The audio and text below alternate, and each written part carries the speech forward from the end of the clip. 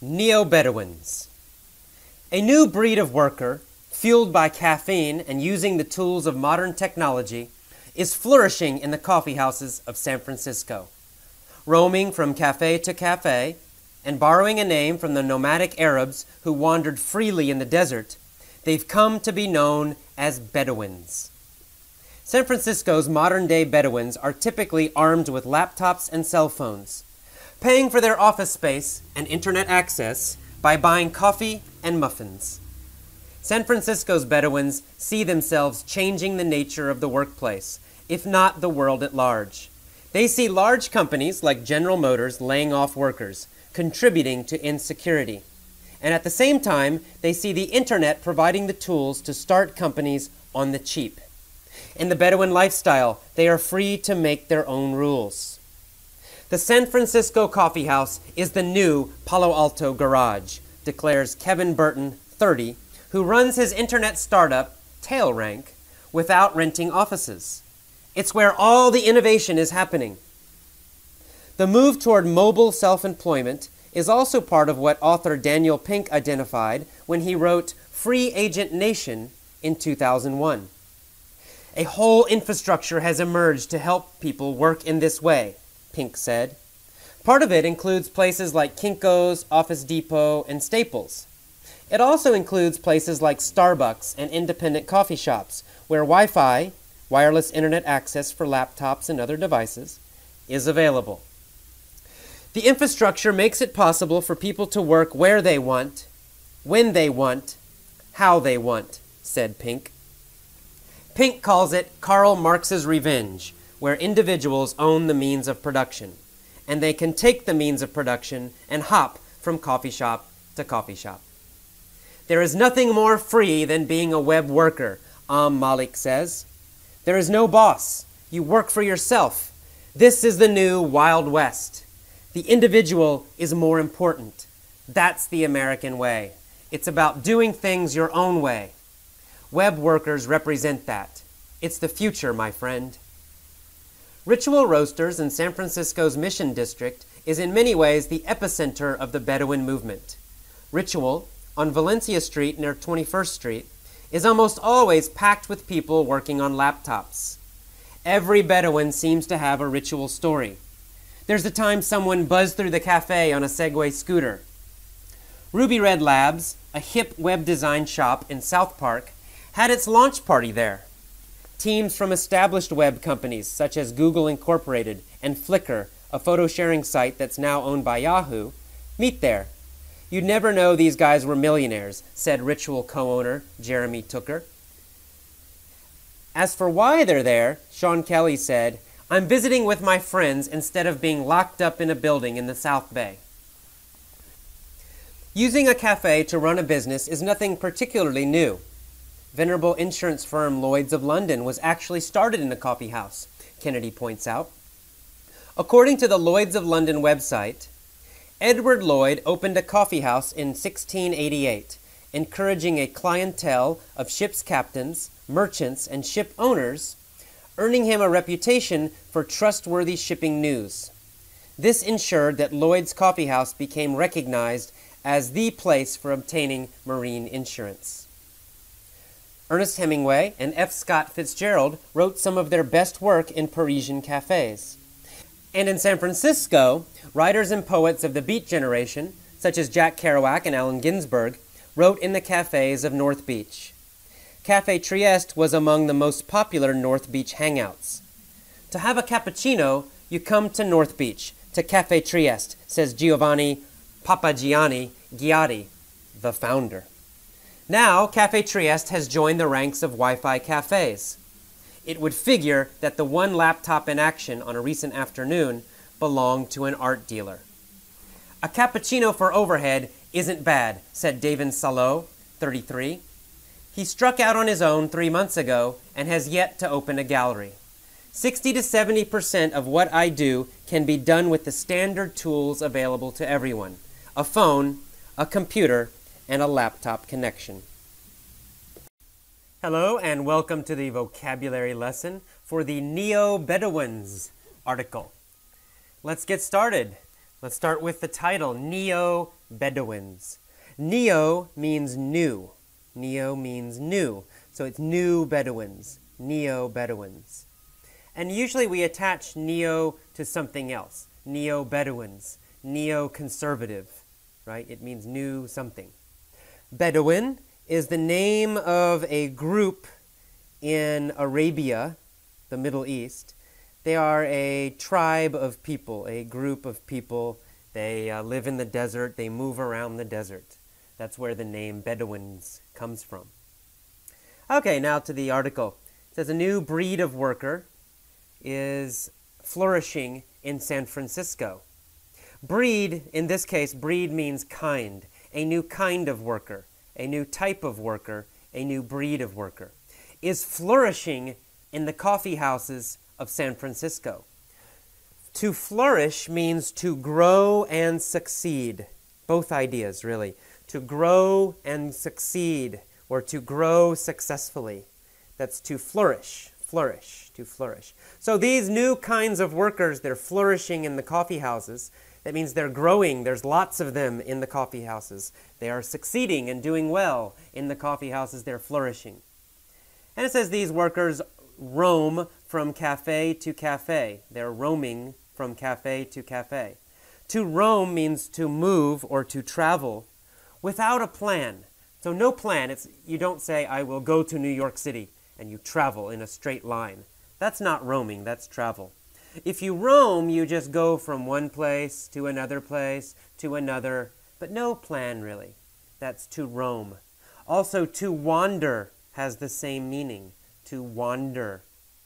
Wa, not wonder. To wander, or to roam. Same meaning, both words mean the same thing.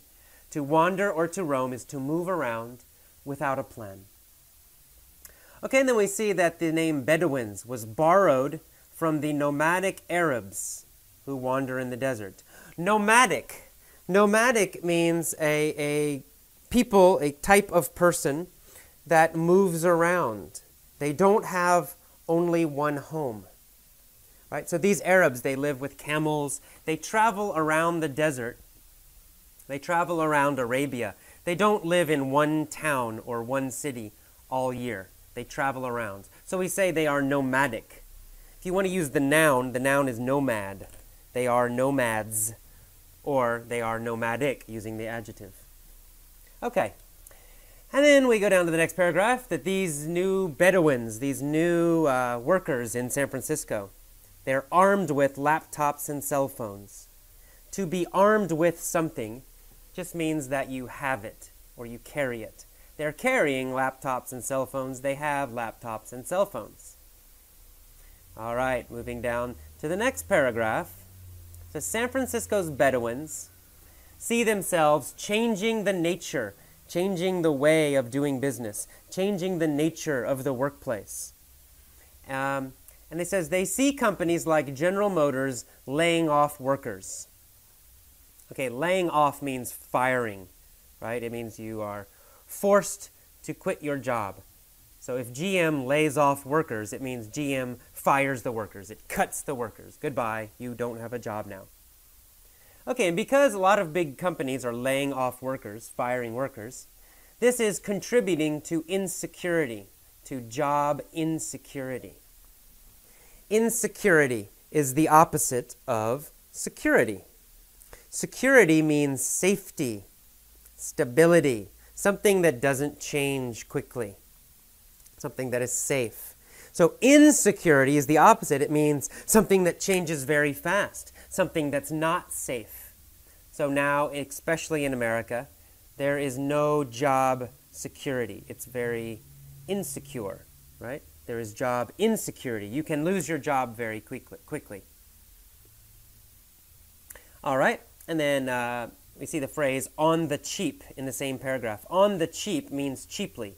It means without much money. So in San Francisco, with the internet, you can start a company on the cheap. It means you can start a company cheaply. You can spend only a little money and start a company. And then there's another phrase. It says, San Francisco coffee house is the new Palo Alto garage. Palo Alto is a town in near San Francisco. Palo Alto is in Silicon Valley, where there are many computer companies. All right, and then we see the word innovation in this article. The coffee houses in San Francisco are where all the innovation is happening. Innovation means creativity, new ideas, changes, right? New creative changes, new ideas, creativity. That's innovation, innovation. So the innovation in San Francisco, the innovation in the computer industry, it's happening in San Francisco coffee houses. That's where all the new ideas are. That's where the creativity is.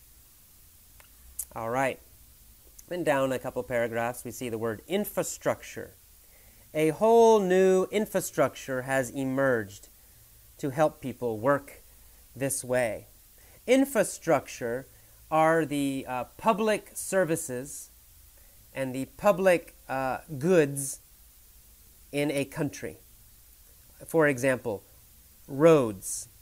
Roads are infrastructure, right? Everybody can use the roads. They're public, and they help everybody. All businesses, all people can use the roads, and that helps them. Phones, phone systems, that's infrastructure, right? Everybody can use the phone system. It's public.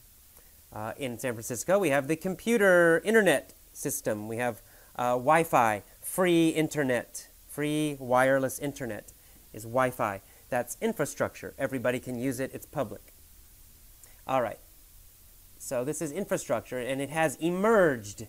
Emerged means to come out and appear. So this infrastructure has appeared, right? It has come up and appeared suddenly in the last maybe 10, 20 years. We have all these new computers, all these, the new high-speed internet, all these things, they're infrastructure. Okay, and he gives examples: wireless internet, laptops, cell phones. These are infrastructure that help people work independently and help people start their own businesses without much money. Okay, and then at the bottom he says, Pink calls it Karl Marx's revenge. Karl Marx was the socialist writer. He wrote the Communist Manifesto, so he's a socialist, communist writer. And revenge means if somebody hurts you and then you attack them, that's revenge, right? You hurt someone who already hurt you. That's revenge. So this is Karl Marx's revenge. He's getting revenge on capitalism. He says, where individuals can own the means of production. The means of production. Production means making something. In this case, we mean making a business, making money, making a website. The means of production means the tools, the equipment that you need to make something. In this article, it's laptop, computer, cell phone, internet access. So now individuals can own these things. They can own everything they need for a business.